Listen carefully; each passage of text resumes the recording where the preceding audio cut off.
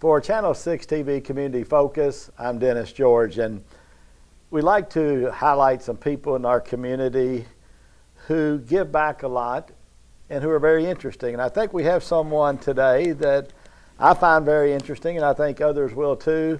Peggy Birmingham, and welcome here. Thank you, Dennis. We're neighbors and friends, and it's good to be here with you. Well, you've been here since 1990, and a lot of people may not know you, but I'm sure many people have seen you jogging up and down the streets and on rainy days, on snowy days. And I'm thinking, good Lord, Peggy, don't fall down. It's icy out there. But you do spend a lot of time staying in shape and doing a lot of running as well, I guess.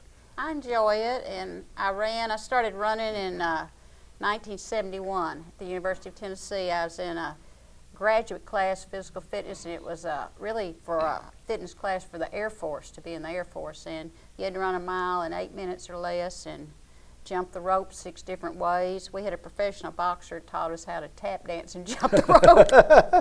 But I ended up running, and it just got to be a thing of self-discipline, and now it's a way of life. And in running, you are fighting the elements. So that's what I'm trying to do. And you run in every type of weather, right? Just about. Don't run if there's ice. I might just walk in the ice. And then I've been worried about my knees, so I started out swimming. I'm swimming Monday, Wednesday, and Friday, and that's helping my upper body. And then jogging Tuesday, Thursday, Saturday, Sunday. Okay. You came to Lebanon and quickly became part of the community. I know you've worked with the city, you've worked with the Sisters of Loretto.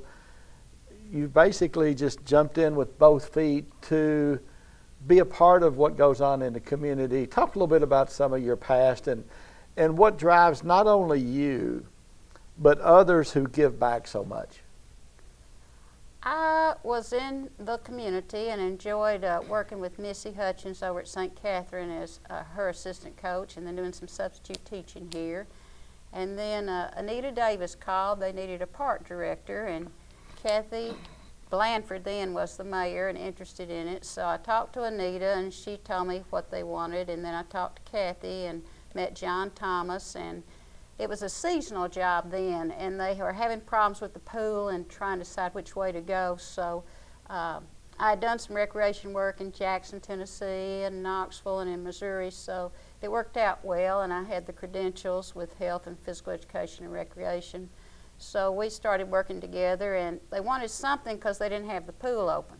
So we went with nature clubs. I had nature clubs, and we had tennis clinics, volleyball clinics, basketball clinics, and then we had special days on Saturday. I tell you, some people that really helped me with that were Patrick and Hannah and Terry Lee. Mm-hmm. They came up and were good volunteers and helped us, and we had like backwards day where we did everything backwards. We had pet day, bicycle day, costume day, and just different. Nancy Spraggins was a big help. She brought fruit for the nature club. Suzanne Turner had moved to town. She was real interested in her children. Liz Steve's children had moved to town, and they wanted something for their children to do. At that time, I think Greg Steves was the only one in town who knew how to play soccer. And that was 1990, and here he wants to have a soccer team. And I said, they'll never have soccer in Lebanon. Look how we are now. Everybody's on a soccer team. Well, you say that, and I graduated from Marion County High School in 1972. Of course, nobody knew anything about soccer. The late Vic Peterson was in the class of 73. And gets a scholarship to go out to Missouri and play soccer. It's like, how did you learn how to play soccer? So that's kind of a, fast forward 2 decades, and they were starting it, and finally it starts, moving along. Now, you opened the door about talking and coaching basketball at St. Catherine, and we've talked basketball many a day, but the thing that people don't know about you is one of some of your biggest wins as a college basketball coach was against perhaps the greatest female coach of all time, Pat Summitt, and I like to tease you about it, but obviously that was before she was at Tennessee and got so good. She was at UT then. She was at Knoxville on a graduate assistantship. That was her assistantship coaching, and a girl that I had coached at Carson Newman, Sylvia Ryan, was her assistant. And it was Pat's first year coaching at UT, even though she was a graduate assistant working on her master's. It's also the first year they had the 35-second clock. And Pat wasn't used to that. She had played over in UT Martin and West Tennessee, where you got ahead and just froze the ball, and you had to keep playing. So at this time, what happened in 1975, it was so long ago, but they put all the teams together, the large teams and the small teams. And she came in and was worried about Memphis State. They were a big powerhouse, and she was worried about Tennessee Tech. And it was a double elimination. It was at Lambeth College in Jackson, Tennessee. I had some very good players. We just loved basketball, and I had started this team because I thought, if guys can play basketball in college, why can't girls? And so I got permission from the academic dean, the athletic director, and we just started this little team. And it ended up that we had some really good girls from West Tennessee. So we had to play UT and Pat Head in the tournament. This was the state tournament. They just put all the teams together. And she was ahead 15 points, but they had to keep shooting. And I had a really good girl named Teresa Hale. Her brother went to Bethel College in McKenzie, and he had taught her how to kind of hesitate before she shot the layup. And she would drive in and hesitate and get fouled as she shot, so she'd usually get a three-point play. And we ended up beating them 1 point in overtime. Well, then we had to go around because you had to lose twice. We had to play them again. And during the season, she had come through on a tour to show her family and everyone her team, and she had played UT Martin and Memphis State. And I said, well, just come play us. There were 6 people in the gym, and we beat them there. We had the players. That's the year we went to nationals, and they put all the teams together again, and we ended up in the top 10 in the nation. But we had some really good players. Well, you know, back then you probably didn't think anything about it, but as Pat Head Summit later rose to her position, it's probably neat to smile and think about what you did back then. Well, there are not many coaches that can say they beat her 3 times. And I tell you what happened. After that first year, I said, let's play home to home. No, I got more to lose than you do. And we were in different conferences. Right. She was playing the big schools and everything, but I couldn't get her to play us anymore. We were kind of the giant killer. We would play anybody that come in our gym, and if anybody would schedule us, and it was close because we were on a very limited budget, and we just traveled in 2 station wagons. One of the girls was married, and her husband drove, and I drove for a while, and we just drove 2 station wagons where we went.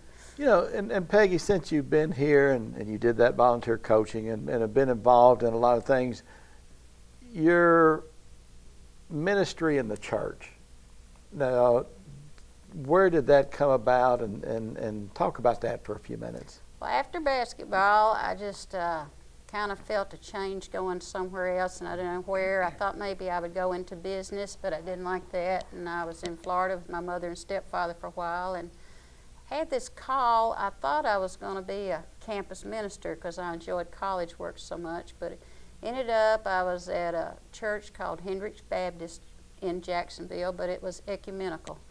And they did Easter services with a Lutheran and Episcopal church.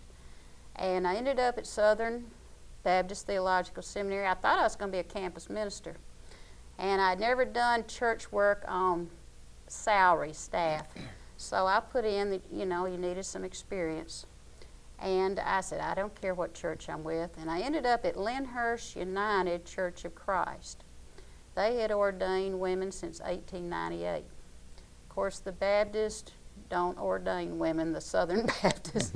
So I ended up working with them, and they said, we would love to have you, we'll ordain you. And I became United Church of Christ and worked with them. And my first church was Zion United Church of Christ in Owensboro, and then I came here to help with some work. And then we went to the Olympics. You can see the banner from there. And I had a real good friend in Atlanta named David Key I'd met at seminary, and he said, you've got the sports background and the ministry background. And this was the only time they used ministers that were women and older and Afro-Americans and different religions. And he said, now, Peggy, you cannot proselyte. You cannot try to make someone a Christian.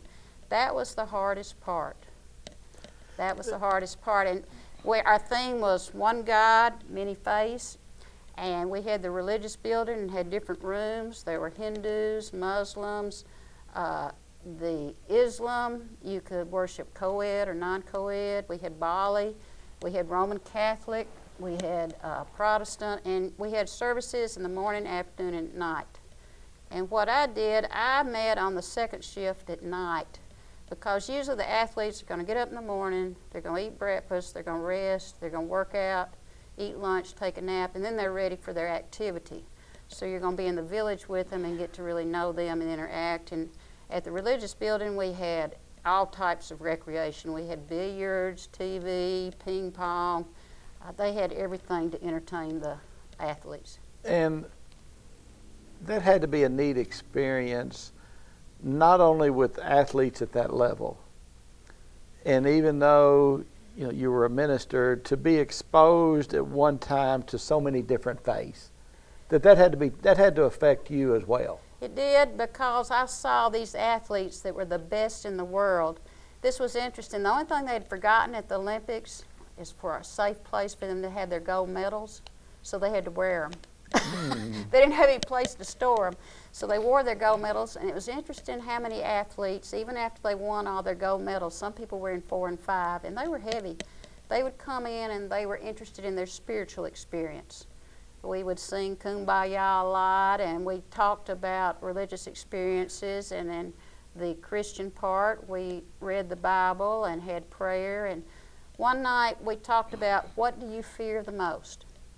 And the people from the United States would talk about, I fear failure, not being successful, not meeting my goals. This young man from Africa was a runner. He said, I feel hunger. I fear hunger. I don't know where my next meal's coming from. And that just really hit all of us like a spear. And the second thing he said, I fear being robbed and killed every day. He said, you never know when somebody's going to come up with a gun and say, I want your jewelry and your money or your life. He said, we always carry money on us to give to somebody who's going to rob us. And we just don't realize in the United States how wonderful it is. Every athlete said the United States is the best place to live. You can go where you want to, do what you want to, whatever dream you have can come true. And every athlete there could speak English. Very intelligent. We sometimes hear people talk about if they're going to be in this country, they should learn to speak the language. Many of us if we were to go to a foreign country, could not survive. And I guess it says a lot for those people that they all learn English and communicate when they come to a foreign country as well. They do. Every one of them knew English, and it was amazing what the sacrifices those athletes make. Like there was one Oriental girl, and I said, well, where are you from? Who are you representing? She was playing badminton. She had become a citizen of Switzerland so she could be on the Olympic team. And it was interesting how they changed. They couldn't make the Olympics in their native country, and they become a citizen of another to be in the Olympics. There's one young lady that was a Christian from Canada. She had been in Olympic training to be a gymnast from the time she was 9 years old. She was 20. The only time she saw her family was Thanksgiving and Christmas. That's a sacrifice. And then she got there and sprained her ankle during practice And couldn't participate. And I guess that was the year that we had the bombing. Had the bombing. And that changed everything with the Olympics itself. It did. It didn't affect the athletes because they are so focused. I mean, they're just on to their sport and being focused. It's just amazing how focused they are. But it affected the adults that were with them, the coaches, the nutritionists, the physicians. You have just all types of people with you, the athletes do. And we had the FBI chaplain come and talk to us about being chaplains to different people and to each other, and how that what is normal is abnormal, what's abnormal is normal, and be careful with what you do. Some people will have a cruise ship to take care of. Some people have a little tugboat. Don't take more than you can handle, and just be available, a non-anxious presence. So we were just available. It was mainly the adult chaperones. The athletes were cool. And then they tightened security. Security got a whole lot tighter. Well, while we're talking about Olympics, you've got a torch over here. You want to talk about that for a minute? All right, I'm going to let you hold this. It's made out of titanium. This is the torch from the Winter Olympics. In 19, or what year was this? It was 2001. I was serving as supply pastor at the Presbyterian Church, and Craig and Mary Lou Farman nominated me for this for my work with Habitat, and I got selected, and I got to carry that torch in Louisville on December the 16th, about a mile over the bridge by Cardinal Stadium. It's titanium, and then I passed it to Dawn G on Wave 3, and she said, "Thank you, Peggy, God bless you." So it was wonderful to meet her. Loretta Lynn was there. They had a celebrity on each bus. She had walking pneumonia, but she came to carry her torch. And her bus was purple and lavender and pink, and she and the bus driver were the only ones in the bus. The bus was like an apartment inside. Had kitchen, living room, bedroom, bathroom, and she was just waiting to carry the torch, but she wanted to do that. I'm liable to drop that and break it. No, but that was fun doing that. And we had about 35 people from Lebanon, and they came and had signs, and some of them ran with me. And then we went. Could they keep up with you? It was raining that night. We had to wait 2 hours. They were going to see if the weather did. But it was real interesting because carrying the torch, you went down the middle of the street, and they had policemen around you. There were 2 motorcycles in front, 3 motorcycles on each side, 2 behind. Then they had, of course, the ambulance and the policemen. But they also had a Kodak truck taking photographs of you. You know, you were talking about at that time you were doing some work at the Presbyterian Church. And I guess the one time that I heard you speak was at St. Augustine Church, the funeral of Gene Spraggins. And obviously the church was packed because of the impact he had on so many. When you prepare for something like that, to give the homily of someone, a lot of preparation goes in, a lot of thought. Is that a difficult time for you? It is. I really had the Lord leading me, and I probably spend 40 to 45 hours on each one. I'm in a lot of just meditation and spirituality, letting God lead me, reading. I do want to use the Bible and the Scripture, and I try to think about what the family wants, what they meant. I was very blessed to know Gene and Nadine as long as I did, and Terry Ward. And Gene went to the Presbyterian Church and sang in the choir, and he gave me a lot of good advice. When I first moved to Lebanon, I put my money at Farmers Bank, a local bank, and met Gene, and he wrote and typed on a computer my first resume. So I appreciate that, and we got to know each other. One time he said to me, "Peggy, if I can get past your Tennessee twang, you're a pretty good preacher." But he said he liked that I used the Scripture. And then one time, right before he went in the choir loft, he patted me on the shoulder and he said, "Now I want you to remember this preaching." I said, "All right." And he said, "Always have a heart full of love and an empty bladder." So I try to remember what Gene said, but Gene and Nadine were very special. I still miss them every day. You know, every day. And I guess when they, the piece up at Center Square, you spoke that day, but that shows, you know, obviously being a Roman Catholic where women are not allowed to be priests. It's a little bit different, but sometimes it's kind of refreshing to see a woman on the altar as well. Thank you. When I worked at Loretta Mother House, Father Irvin Mauser treated me as an equal, and I did 3 or 4 homilies with him and sat with him, and he shared communion with us and was just very kind and treated me as an equal, so I appreciated that. Okay, and so, you know, not only do you have here at the hospital, you have your own chapel. Well, this is the hospital's chapel. Right. They let us use it, but anyone can use this. Father Shabunda used this for a while, and he outgrew it. And now he's at the Presbyterian Church doing, you know, a very good ministry and reaching out to people. And, you know, everyone has their own way of worshiping, and God works under a multicolored rainbow of an umbrella, and there are different paths, I think, to heaven, and we all take different paths. And this is meeting a need for some people that just want to worship and don't want a lot of organized, institutionalized politics, and it works out well. I try to respect each person's spirituality.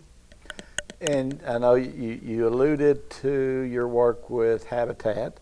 We did some of that, and And now we're some very other involved in Community Service Center, and there's a good article in the newspaper this week that Reverend Anthony Gilbert wrote about Community Service Center. People have been so good on that, and that's really meeting a need. Talk about it a little bit, so in case All right. people didn't see the paper, talk about it and we can get the word out a little bit more.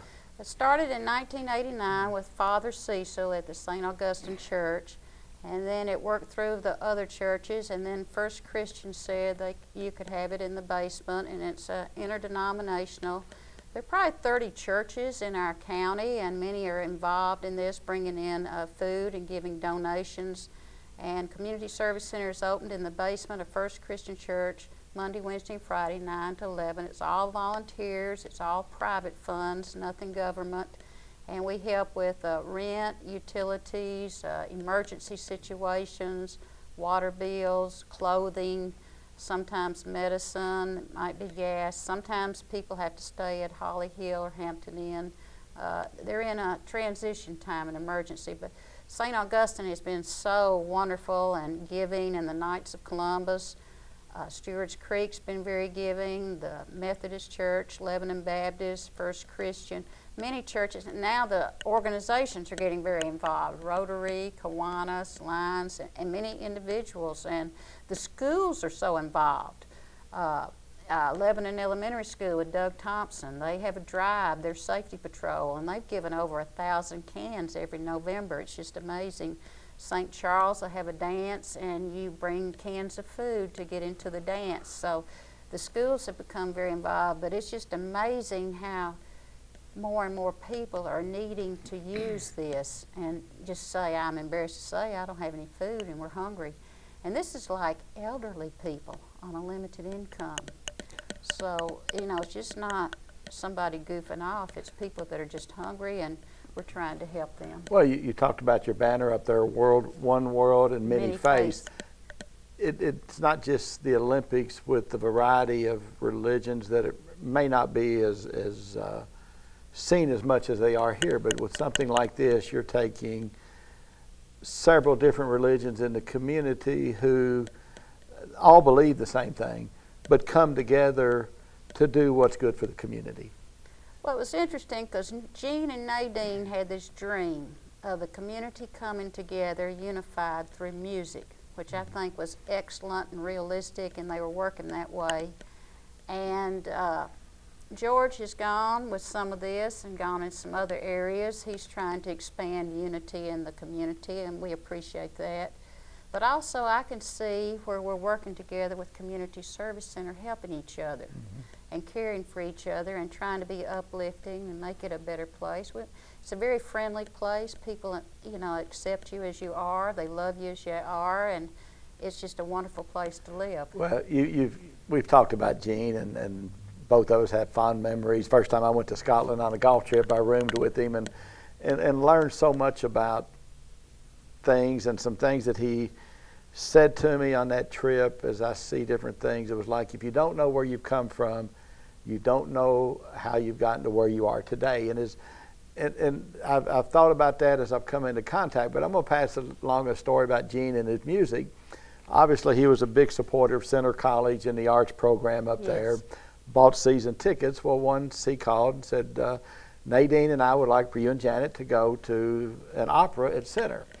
So we went and we had dinner beforehand, and while we were sitting at dinner, Gene looked at me and said, "Now, Dennis, we know Janet is going to enjoy this tonight, but because we invited her, we had to just go on and extend you an invitation. We know you're not going to like it and all of that." He was half right, okay. When I didn't fall asleep during the opera, that's good. It was pretty good, you know. But, that's great. But he did so much to bring arts and things like that that are a big part to the community. But any other thing that you're involved in that you want to talk about? I mean, I find you said, as I told you when I stopped you on the street, you're an interesting person with a lot of world experiences. Is there anything else you'd like to? Well, we could talk a little bit of basketball because you're a coach. You and Jim Reed did some coaching. Well, I know that, so we could talk a little bit of basketball. Yeah, but I couldn't beat anybody like Pat Summit, though. Well, you won. You played. You coached. You motivated the young people and taught them basketball and the fundamentals. So I'd say, were you an offensive coach or a defensive coach? I was primarily defensive. Right. I couldn't shoot the ball. Jim taught shooting. I taught post players. Jim always said if I would keep my mouth shut and leave the referees alone and watch the game, I was a pretty good coach. But as one official told me that day when we were just reminiscing, he said, you know, you were one of the few coaches who would keep score, referee, and coach at the same time. Well, you So had to control it all. I said I could multitask. I There said you that's go. what That's you very couldn't good. do, you know. But you know, it was a good way to show discipline, or to discipline and provide discipline to kids. And it was always funny because I was always the mean coach. Jim Reed was always the nice one. But I think kids understood, and as you've coached and understand, if you provide the discipline, and you can be hard on them, but when you show them when they do things right, you're there to congratulate them and slap them on the back. And most kids want discipline, and they appreciate it. And you know, I'd always tell Jim, heck, by the end of the year, some of the kids even like me. You know, They was kind liked of, you. was kind of the thing. But it's always good to be around you, Well, and thank it's you. always uplifting to Good to be me. around You you, always too. have positive Thank you. things to say, and Thank Lord you. knows I need it. You know it. So You're fine. But Par 3. par 3, golfer. there you go. That's very Except the good. license plate says I-3 putt. That's the bad part, right? But Peggy, keep up your good work. Thank you, Dennis. It's always been a good being pleasure. with God you. bless No, you. and thank Bless you your very much. family. Okay. We have a lot of interesting people in Marion County, and this one right here has been around and one of the most interesting. And I've had someone approach me about a couple of topics of interesting people. If you've got someone or some group, email info@channel6tv.com. For Community Focus, I'm Dennis George.